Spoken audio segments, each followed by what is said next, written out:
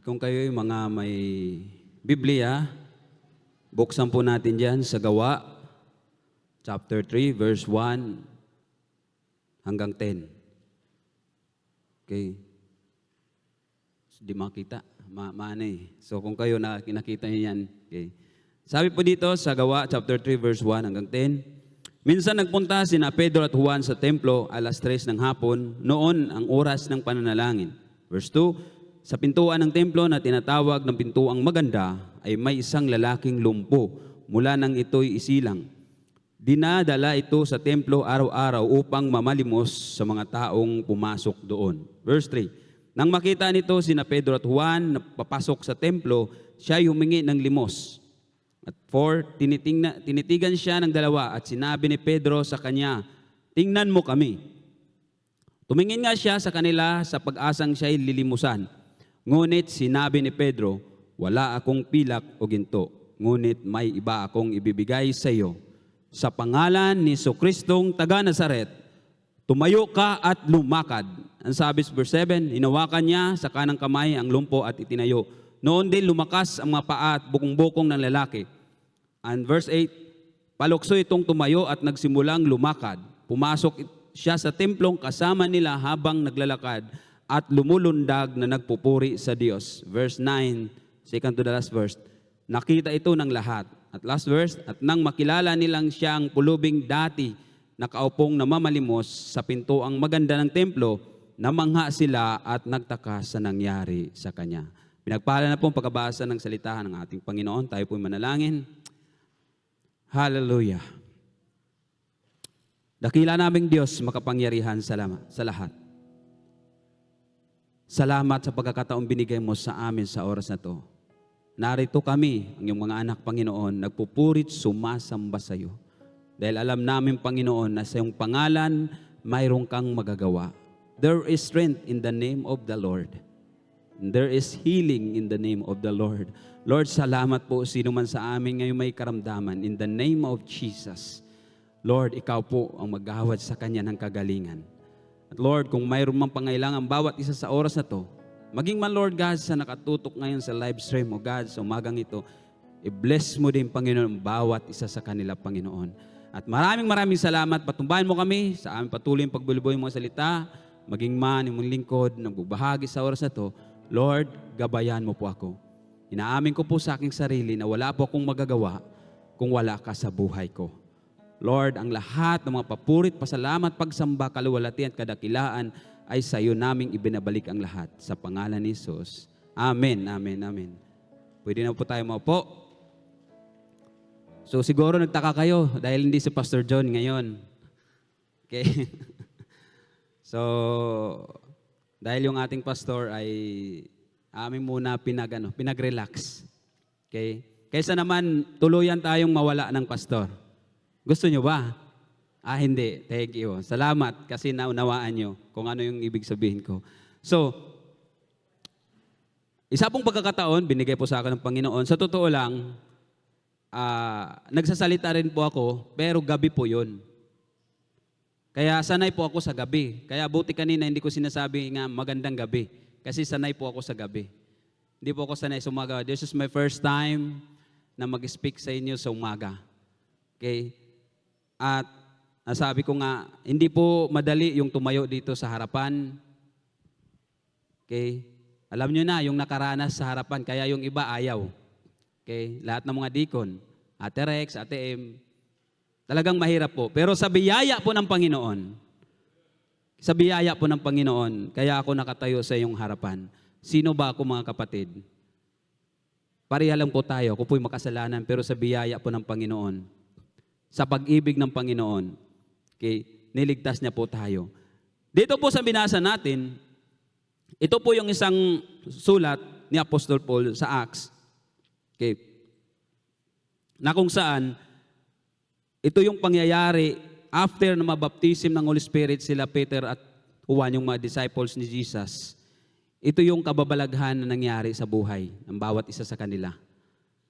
Okay. Kasi sabi nga ng Panginoon, na humayo kayo, ipangaral nyo ang mabuting balita Okay, gawin mo silang disciple, bautismuhan mo sila sa ngalan ng Ama, ng Anak, ng Espiritu Santo. Pero sabi niya, wait. Bakit sabi ng Panginoon, wait? Dahil alam niya kung ano ang kakayanan ng kanyang mga alagad. At alam po ng Panginoon kung ano ang kakayanan natin. Hindi po natin magagawa yung mga pinagawa ng Lord kung wala ang kapuspusan ng banal na Espiritu Santo.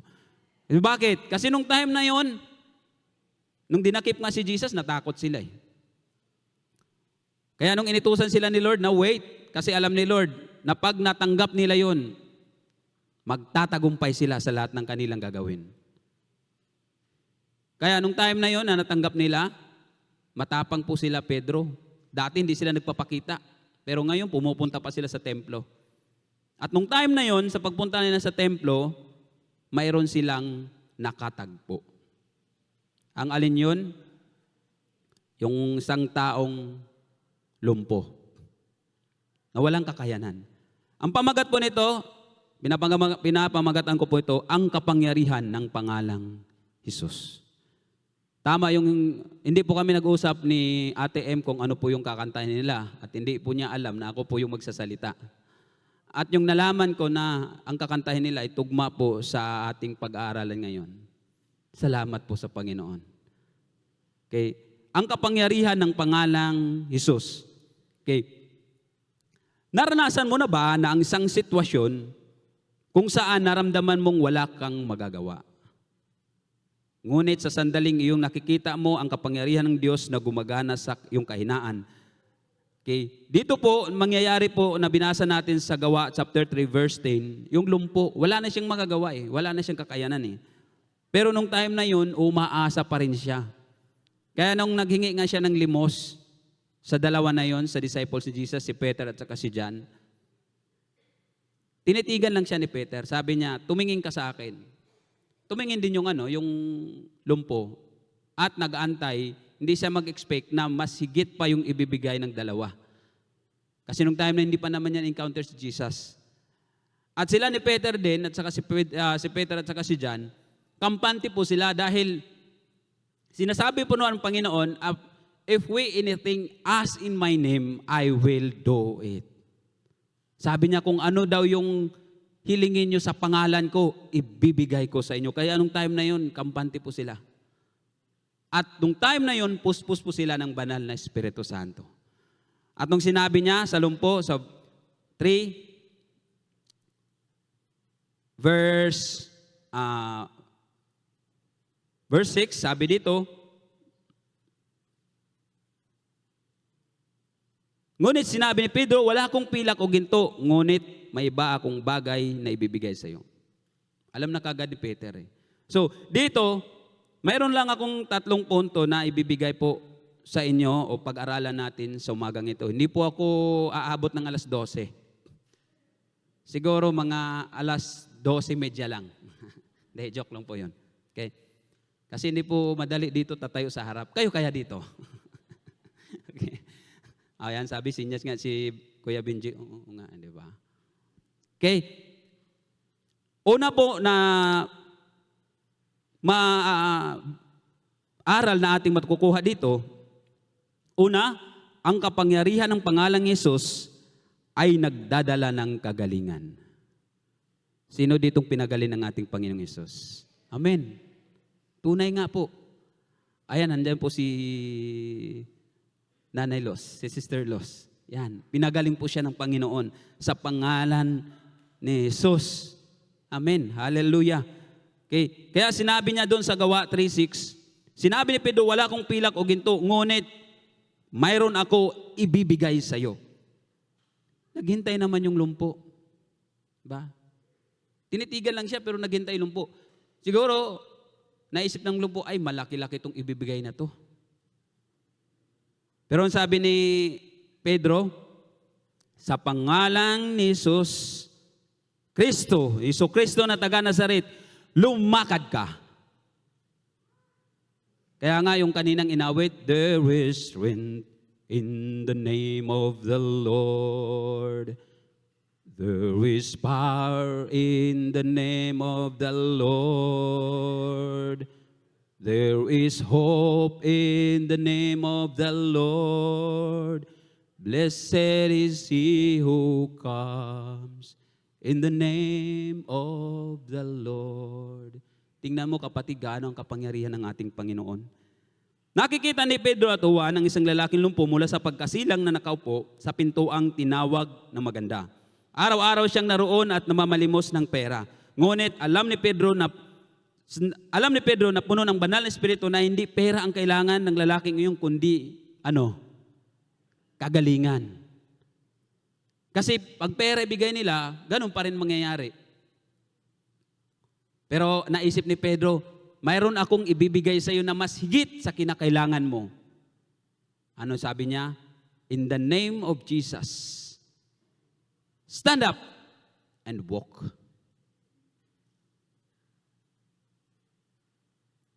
Nasabi dito, at ang kagalingan iyon ay hindi nagmumula sa sariling lakas ni Pedro, kundi sa pangalan ni Jesus.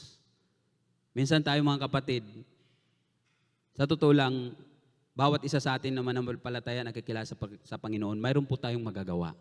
Pero hindi sa sarili natin, kundi sa pangalan ng ating Panginoong Jesus.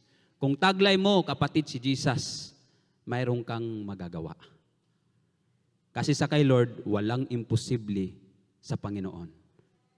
Ang sabi ng Lord, Lucas 1:37, it's too hard for anything for me. Mayroon bang bagay na mahirap kay Lord? Katulad yung inawat natin, walang mahirap sa'yo. Walang mahirap sa'yo. Ikaw ang Panginoon na makapangyarihan. Walang mahirap sa'yo. Okay? Ang sabi dito, nang binigkas ni Pedro ang mga salitang iyon sa pangalan ni Jesucristo na taga Nazaret, lumakad ka, nagbago ang buhay ng lalaki. Mas higit pa nga yung binigay ng mga disciples doon sa lalaking na yun. Kasi yung dati niyang kalagayan, nagbago. Sa totoo lang kapatid, yung dati nating kalagayan, nagbago pa tayo nung na-encounter natin ang ating Panginoong Hesus. Amen. Dati, minsan, dumating sa pagkakataon na napagod tayo. Minsan, susuko tayo. Minsan, sabihin natin, tapusin ko na yung buhay ko kasi wala namang silbi. Pero pag na-encounter mo si Jesus, kapatid, may magandang plano po si Lord sa bawat isa sa atin. Hindi ka po narito, may na-aksidente lang, kundi may plano ang Lord sa bawat isa sa atin. Ang kapangyarihan ng pangalang Hesus ay nagdadala ng agaran at ganap na kagalingan. Ipinakita nito ang kapangyarihan ni Hesus ay hindi lamang isang titulo, kundi isang pinagmulan ng banal na kapangyarihan na kayang pagalingin ang ating mga pinakamalalim na sugat, physical man o spiritual. Ano man yung ating naranasan ngayon kapatid? Kung bawat isa sa atin may sakit sa spiritual, kaya po pagalingin ng Panginoon yan. Dahil ang pangalan ng Panginoon ay higit na makapangyarihan sa lahat. Pangalawa, nating matutunan dito, ang pangalan ng Panginoong Hesus ay nagdadala ng galak at papuri. Ang sabi sa Gawa 3 verse 8, lumukso siya sa kanyang mga paa at nagsimulang lumakad. Pagkatapos ay pumasok siya sa mga bulwagan ng templo na naglalakad at lumulukso at nagpupuri sa Diyos. Sino ditong nakaranas ng pagpapagaling ng Panginoon at pinasalamatan niya ang Panginoon? Amen. Purihin po ang Panginoon. Ako po, nung nagkasakit ko sa biyaya ng Panginoon, nung gumaling ako, talagang sabi ko, Lord, ang buhay ko ay sa iyo na. Simula ngayon, maglilingkod ako sa iyo. Kaya kung ano man utos sa akin, di na po ako makatanggi. Dati tatanggi po ako . Pero dahil may ginawa po si Lord sa buhay ko, salamat po sa Panginoon. Okay. Matapos siyang gumaling, hindi tahimik na umalis ang lalaki. Minsan sa buhay natin, pag pinagaling tayo ng Panginoon o tinugon ni Lord ang ating pangailangan, minsan nawala tayo . Okay? Mayroon kaming pinag-pray. Bible study namin yung pinag-pray namin. Sabi, Pastor, pag-pray natin po ito kasi may sakit. O sige, pag-pray natin. Ngayon, tinanong niya, Brad, pag ikaw ay gumaling, ano yung pangako mo? Ay, Pastor, pangako ko, pag ako gumaling, sasama po ako sa gawain. Okay, aatin ako ng Bible study. Pangako mo yan ha. Oy, upo. Basta pastor, gumaling lang ako. Lalo na pastor, makalakad ako. Naku pastor, desire ko talaga magpunta sa church. Eto na.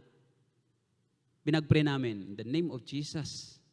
Siyempre, naniwala tayo sa Panginoon. Dahil alam natin ang Panginoon, sa atin, wala tayong magawa. Pero si Lord, mayroon po siyang magagawa. At nung pinag-pray namin, pagbalik namin ng Bible study, tinanong namin, nasaan si brother? Di ba gumaling na siya? Opo, pastor, ang lakas na nga lumakad eh. Nasaan? Ayun, pastor, sa tungitan. Ayun, ayun. Diba? So, niluloko niya ang Lord. Pero si Lord, sabi nga, He is faithful and just. Na magpapatawad sa ating kasalanan. Pero may parusa yun pag tayo hindi na sumunod sa ating Panginoon. Kasi si Lord, karakter niya yung tapat. Tayo, tapat ba tayo? Sino sa atin nangako? Lord, pag pinagaling mo ako, Panginoon, maglilingkod talaga ako, Lord. Sasama ako sa mga gawain, kahit anong gawain. Sasama ako sa choir, sasama ako sa lahat, Panginoon. Basta pagalingin mo lang ako, Lord.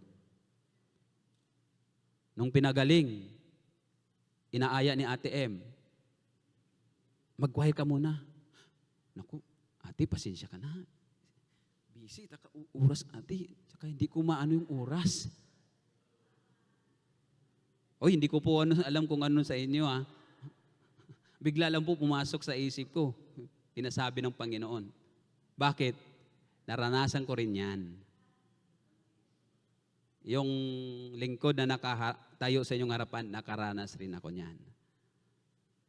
Pero sabi nga, pag faithful ka kay Lord, lalong ipapakita ni Lord ang kapangyarihan niya sa buhay ng bawat isa sa atin. Okay, purihin po ang Panginoon. Hallelujah. Ang kagalakan nagmumula sa isang pagkikipagtapo kay Jesus ay nakahahawa. Ito ay umaapaw at nakakapikto sa mga tao sa paligid natin. Kapag naranasan natin ang kapangyarihan ni Jesus, ang natural na tugon ay dapat magpuri sa Diyos. Pagpasok mo lang dito kapatid, may karamdaman ka, may hinanaing ka, may mga pangailangan ka, tinutugon na po ng Panginoon yan. Ang sabi pa nga ng Lord, na sa hindi mo pa pagbuka ng iyong mga labi, nandun na ako. Tinutugon ko na ang pangangailangan mo. Kaya anong dapat nating gawin? Kundi pasalamatan ng Panginoon. In everything give thanks, for this the will of God in Christ Jesus concerning you. Sabi nga pa nga doon. Okay. Ang ating mga buhay ay dapat maging isang patutuon na nagdadala sa iba patungo sa Diyos. Na nagpapakita sa kanila na ang tunay na kagalakan at kasiyahan ay matatagpuan lamang sa ating Panginoon. Pag nakita nila yun, mamangha sila. Grabe oh. Subukan ko nga pumunta dyan. Kaya nga mayroon akong kaibigan, nung nalaman nila sa kamag-anak nila, nakabisita siya doon sa tiyuhin niya, namangha sila sa pinakita na karakter. Sabi ng tiyuhin niya, ano ba ang nangyari sa iyo? Kasi niyaya siya magsabong. Ayaw na niya magsabong. Niyaya siya magsugal, ayaw na magsugal. So nagtaka yung tiyuhin niya. Ang sabi niya, ano ba ang nangyayari sa iyo? Ano ba ang nakain mo? Sabi niya, hindi po. Ako po'y binago na ng Panginoon. At sabi niya, at sana, Chong, ikaw din makaranas ka rin ng kabutihan ng Panginoon. Kaya anong sabi ng tiyuhin niya, sige, saan ba yun? Ano bang grupo ang pinasukan mo? Kasi nabago yung buhay mo eh. Ay, doon sa Caloocan Bethel, sa may Caloocan. Doon ako nag-church. Ang layo. Ang layo nila, ang lugar nila. Tapos pupunta ba dito? Kaya ang sabi ko doon sa kanya, mayroon po tayong mga church, tulad sa atin, nagbahagi ng salita ng Panginoon na malapit din doon sa kanila. Pwede mo sila dalhin doon. Bakit nagtaka o namangha yung tiyuhin niya sa buhay ng tao na yun? Bakit nakita yung pagbabago? At ito yung naging dahilan na kung saan na-share niya ang salita ng ating Panginoon. Sa totoo lang, hindi po mahirap i-share ang salita ng Panginoon. Sa kaibigan mo, lalo na sa kasama mo dati, hindi po mahirap yun. Bakit? Pag nakita nila na ikaw ay kakaiba, magugulat na sila. Sasabihin nila, ano bang ginagawa mo tuwing linggo? Ba't di ka na sumasama sa amin? Anong gagawin mo? Alam nga sabihin mo, nagtago lang ako sa bahay kasi ayaw ko niyo makita. Diba? Kundi sabihin mo, ay tuwing linggo, nagpupunta ako sa church. Sumasamba ako sa Panginoon dahil alam ko siya yung makapagbibigay ng lahat ng aking pangangailangan. Okay. Dahil may mga tao na wala ng pag-asa. Minsan may mga tao na inilapit ang Lord sa buhay natin para ipakilala din natin si Lord sa buhay nila. Para makilala nila kung sino yung Diyos na ating sinasamba. Kung ano klaseng Diyos na ating pinupurihan mula pa kanina hanggang sa susunod na panahon. Kung sino siyang Diyos na ating pinasalamatan. Okay? At ito yung pangatlo, panghuli. Ayan, pag pangatlo, panghuli, dilat na dilat yung mga mata na yan. Pero 1 and 2, pikit na pikit pa yan. Pero pag sinabi na ito yung panghuli, pangatlo, ay dilat na yan. Siyempre, malapit nang uwi yan. Pero ito po, aabot po tayo ng 1 oras nito. Hindi, joke lang po. Okay. Sabi nito, pangatlo, panghuli, ang kapangyarihan ng pangalan ni Jesus ay naghihikayat ng pananampalataya sa iba. Ang sabi sa Gawa, chapter 3, verse 9, makikita natin dito sa binasa nating unang talata nung kanina. Nang makita ng lahat ng tao ang lalaking naglalakad at nagpuri sa Diyos, nakilala nila siya bilang ang parehong lalaki na dating nakaupo at namamalimos sa pintuang tinawag na maganda. At sila ay napuno ng paghanga at pagkamangha sa nangyari sa kanya. Kaya't nagtaka sila di ba ito yung lalaki na palagi nating nakikita? Na nakaupo lang, bakit nakatayo na siya? At naglalakad na siya at naglumulukso pa. Ba? Kaya nung time na yun, namangha yung lahat ng nakakita sa kanya. Alam niyo po, dapat yung nangyari sa buhay natin, dapat magiging lantad. Kung ano mang ginawa ni Lord ng kabutihan sa buhay natin, dapat malaman ito ng iba. Dahil ito yung nagbibigay ng daan upang maibahagi natin ang kabutihan ng ating Panginoon. Amen. Huwag kayong mahiya. Kung ikaw pinagaling ng Panginoon, ibahagi mo yan. Kung tinugon ng Lord ang pangailangan mo, i-share mo yan. Kung ikaw binis ng Lord, pinagpala ng Lord, bakit hindi mo yan i-share? Lalo ka pang pagpapalain ng ating Panginoon.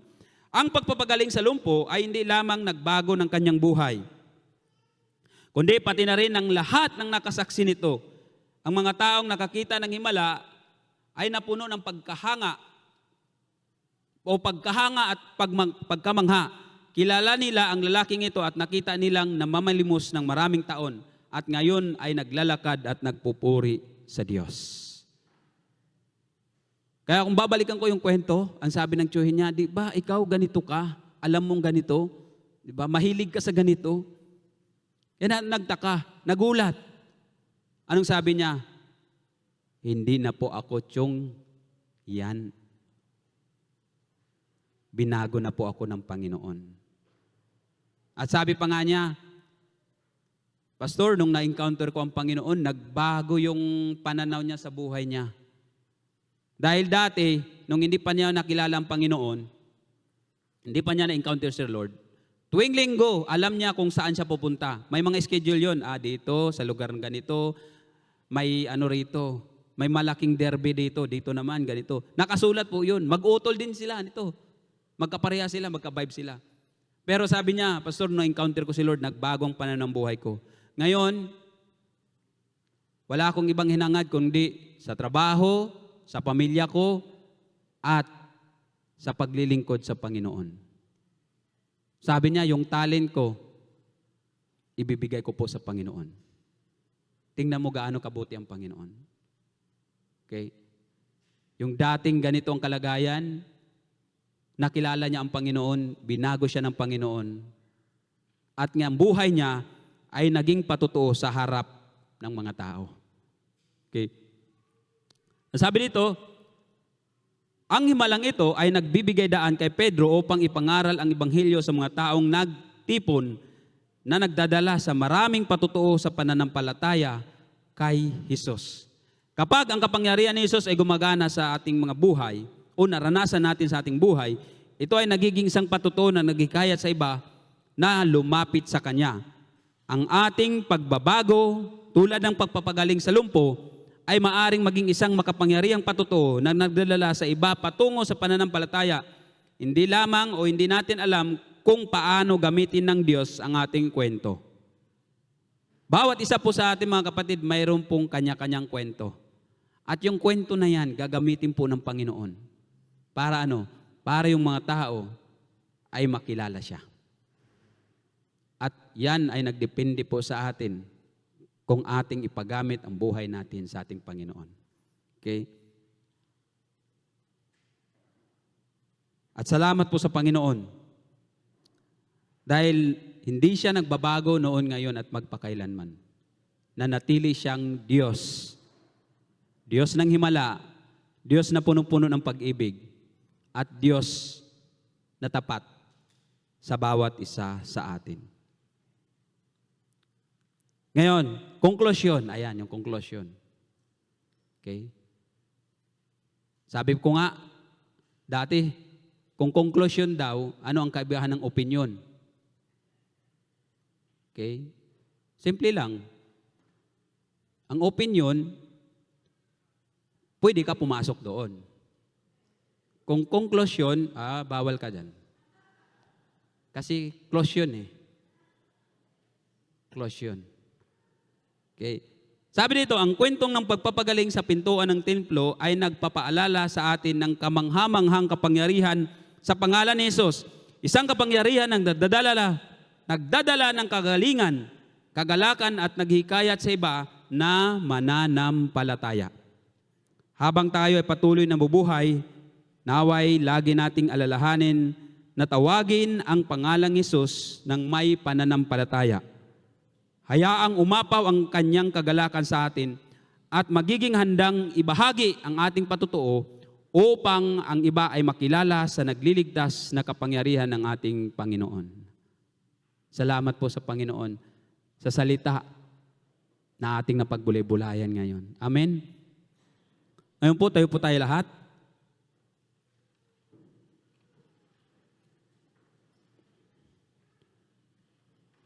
Hindi ko po alam kung ano po yung ating dala-dala ngayon. Ano yung bigat ng mga suliranin, bigat ng mga problema na dala mo ngayon, kapatid. Pero naniwala po ako na ang Diyos ay may malaking magagawa sa iyo.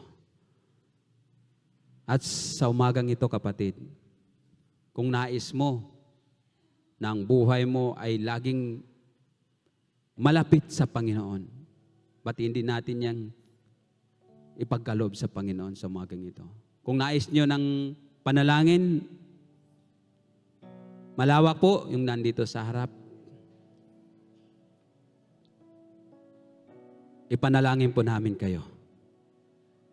At magtiwala po tayo sa Panginoon. Sa pangalan ng Panginoon, mayroon po siyang magagawa sa atin. There is strength in the name of the Lord. There is healing in the name of the Lord. Sino sa atin ang ngailangan ng kagalingan? Hindi po ako ang magpapagaling sa inyo, kundi ang Panginoon po. Siya po yung may kapangyarihan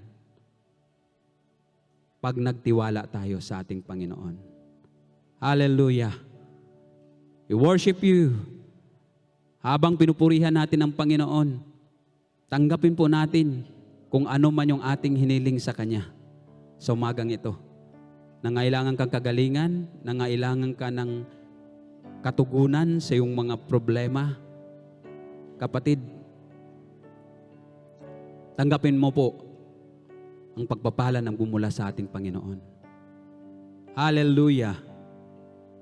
Hallelujah! Purihin po natin ang Panginoon. Habang umaawit yung ating mga musician, isipin po natin Pag si Lord nasa harap mo, kapatid, ano ang sasabihin mo? Pag si Lord nasa harap mo, kapatid, ano ang pangako mo na dapat mong tuparin? Hallelujah. Yes, Lord. Yes, Lord God. Worship you, O God. Hallelujah. Hallelujah. Oh, yes, Jesus. Yes, God. Hallelujah. Alam po namin, Panginoon, may magagawa ka sa bawat isa sa amin na narito, Panginoon.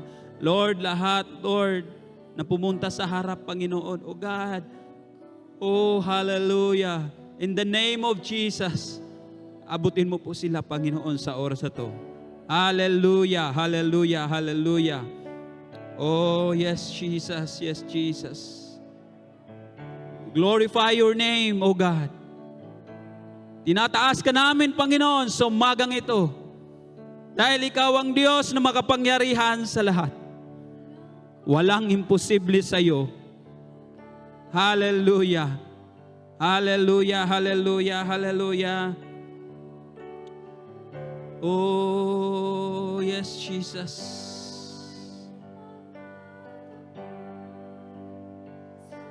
Oh, Holy Spirit, touch everyone over her. Touch everyone in this place, oh Lord. Hallelujah. Kapatid, damin mo ang presensya ng Panginoon sa umagang ito. Naniwala po ako na mula pa kanina, kasama mo na ang Panginoon. Hayaan mo po sa umagang ito, kapatid, yakapin ka ng Panginoon. Kung ano mayroon tayong dinadala na mabibigat, ng mga problema, ibigay po natin yan sa Panginoon. Hallelujah. Hallelujah. Inanyahan ko po yung mga kasamang mga board na ipag-pray po bawat isa. Hallelujah, Jesus. God, thank you, Lord. Yes, Lord. Yes, God. Oh, hallelujah. Hallelujah.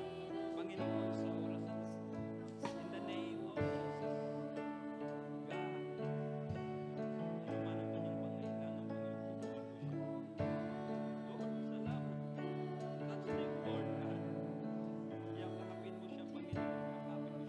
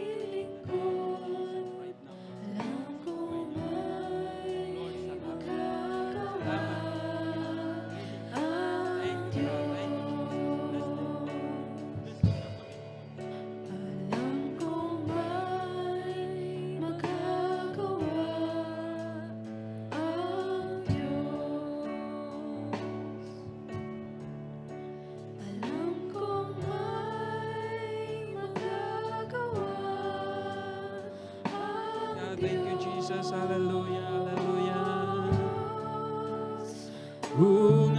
Patuloy po tayong manalangin sa ating Panginoon sa umagang ito mga kapatid. Hallelujah. Oh God, yes, Jesus.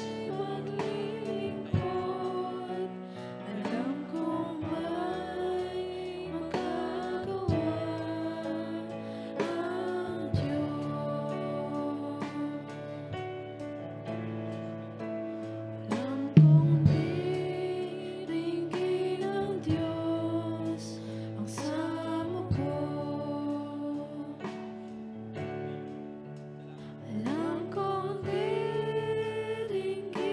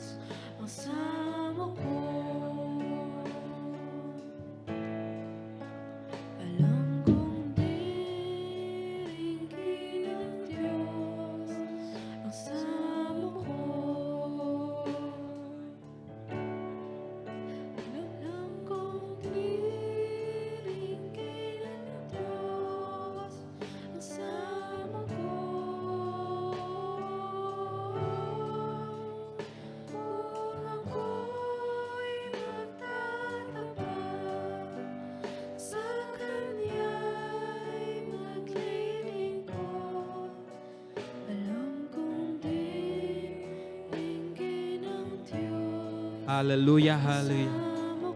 Yes, Lord. Sabay-sabay po natin, alam kong may magagawa ang Diyos sa buhay ng bawat isa sa atin. Hallelujah. Kapatid, sa oras na ito may pinagaling ang Panginoon. Sa pangalan ni Jesus, may tinugon ang Lord sa bawat isa sa atin. At Lord, at kapatid, kung naranasan mo naman yan, pasalamatan mo ang Panginoon. Isigaw po natin ang kadakilaan ng Panginoon. Sino ang Diyos sa buhay natin?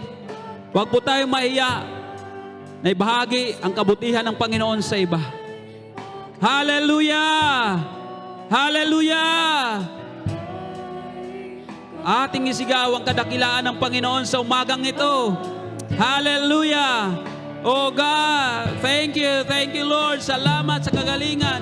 Salamat sa katugunan, oh God. Binigay mo sa bawat isa sa amin, Panginoon. Purihin ka. Oh, we worship you. Yes, Lord God, magagawa ang Diyos kung ako'y magtatapat sa Kanya'y maglilingkod. Alam kong may magagawa ang... Minsan pa po, for the last time, awitin po natin, alam kong may magagawa ang Diyos. Magagawa ang Diyos. Oh, yes, Lord God. Hallelujah. Yes, Jesus. Hallelujah, Lord. Thank you. Thank you, Jesus.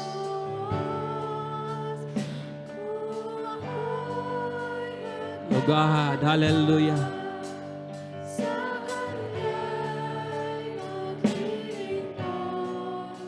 Worship you, Lord God. Magagawa ang Diyos. Purihin natin ang Panginoon. Hallelujah. Hallelujah. Hallelujah. Hallelujah.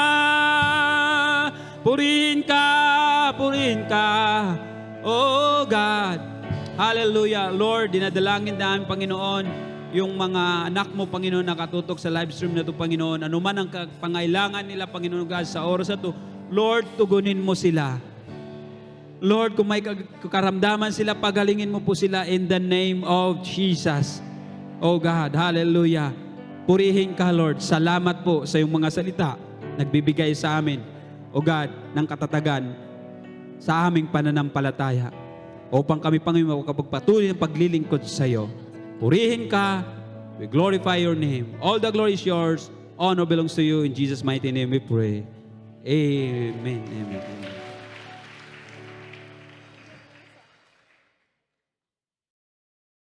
Salamat sa Lord. Bago po tayo mag-closing in prayer, amin lang pong ipinababatid sa lahat ng ating kapatid po na si Sister Marjorie po ay umuwi na po sa Panginoon kaninang madaling araw.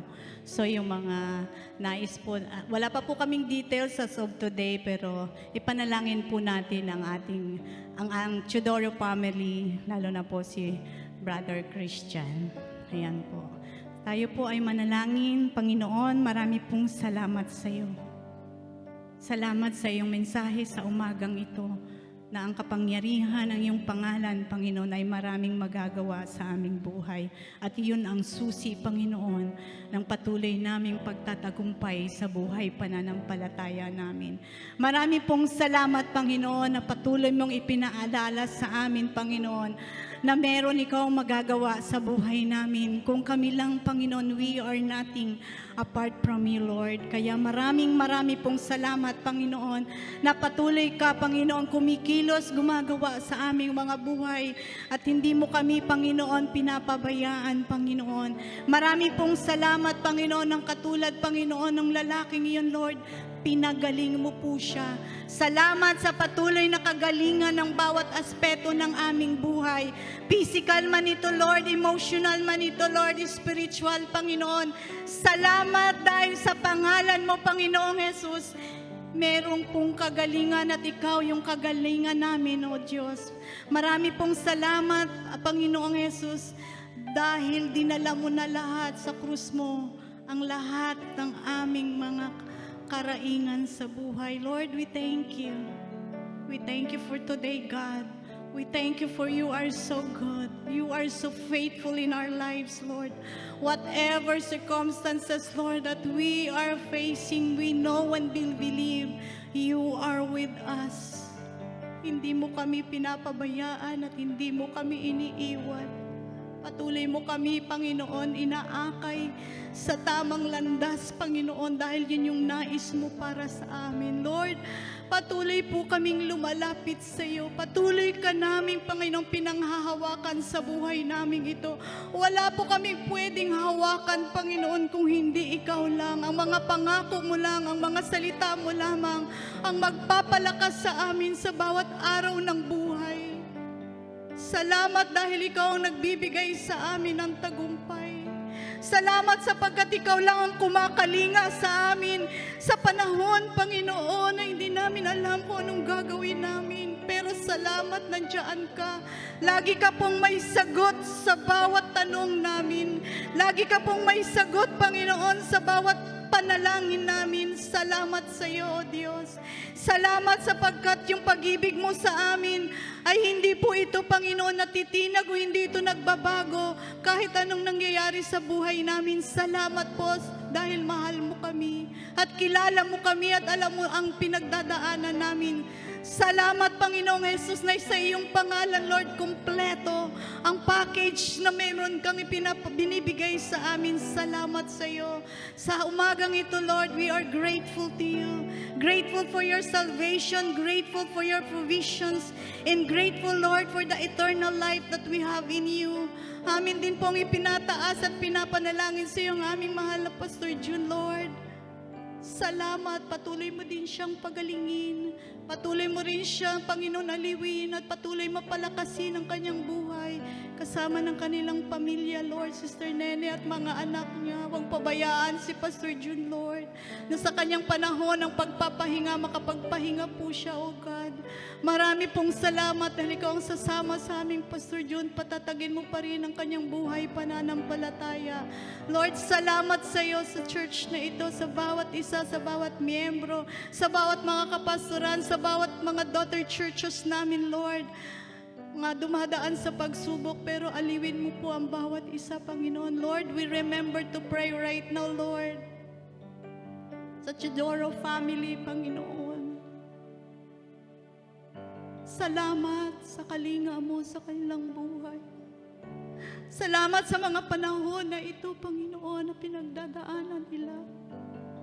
Samahan mo po sila, Lord. Samahan mo po sila. Alam ko po kung gaano kahirap, Panginoon, mawala ng mahal sa buhay. Pero salamat, Panginoon. Mabuti kang Diyos at tapat kang Diyos. Alam mo yung ginagawa mo. At salamat, Lord. Lukuban mo ng iyong pag-ibig at pag-asa at comfort, Lord, ang pamilyang Chodoro sa mga oras na to, Lord. Ikaw na pong bahala po sa kanila, Panginoon.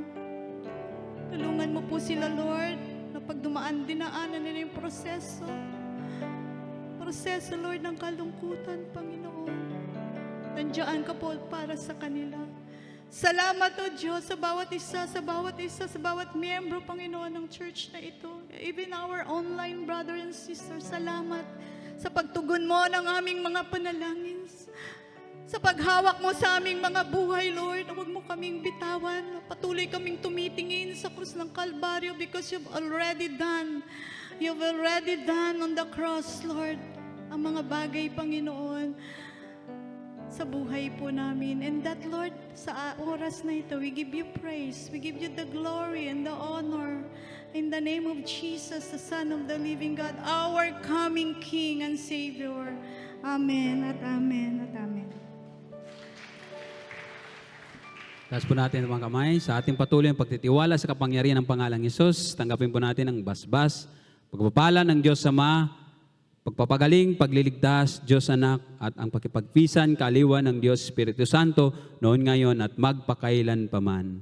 Amen. Amen. God bless po bawat isa sa atin.